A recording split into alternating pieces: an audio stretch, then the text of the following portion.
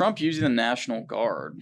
I just wanted to point out some irony, I guess. President Trump has initiated National Guard deployments in several cities, including Washington, D.C. in August of 2025, Memphis, Tennessee, despite the city not being in the top 10, of course. They have to throw in that. Chicago, Illinois, the Trump administration proposed deploying National Guard troops to Chicago, citing concerns over immigration-related protests. However, a federal appeals court rejected the administration's justification, ruling that protests did not meet the legal standard of organized rebellion. Portland, Oregon, similar to Chicago, the administration's proposal to deploy National Guard troops to Portland has faced legal challenges, with courts questioning the justification for such actions. New Orleans, Louisiana's Republican governor, Jeff Landry, has expressed support for the deployment, stating that the National Guard's need to address rising violent crime in the city. I'll give you what I agree with it about. I agree that major cities have really just dropped the ball for decades now, enforcing violent crime. And again, goes back to what I was talking about with George Soros and his appointed DAs.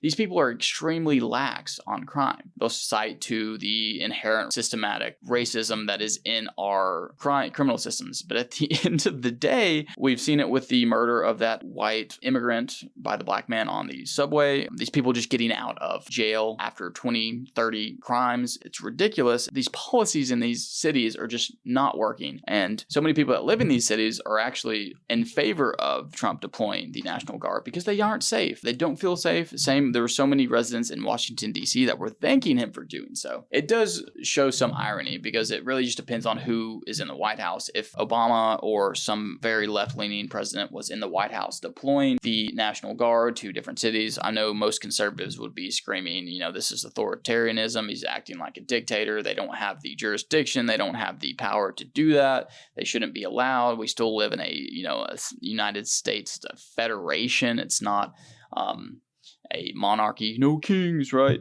So there is some irony there. But if you look at what they're actually doing with the National Guard and what ICE is doing, unless you can show me proof where they're using that power out of context, they're using it to go after political enemies, they're using it to, instead of arresting and deporting illegal immigrants, they're deporting actual U.S. citizens. If that was happening, then I would be absolutely on board with the left's view on this and saying he's overreaching. But with these cities, and you just saw it with Louisiana's Republican governor, Jeff Landry, has expressed support for it. They're saying, please come help, because these low-level DAs that were appointed by Soros, they're too soft on crime. And our policies are terrible. They don't actually keep criminals in jail. And how many times do people actually repeat offend when they've been in jail? Just look it up yourself. It's a lot.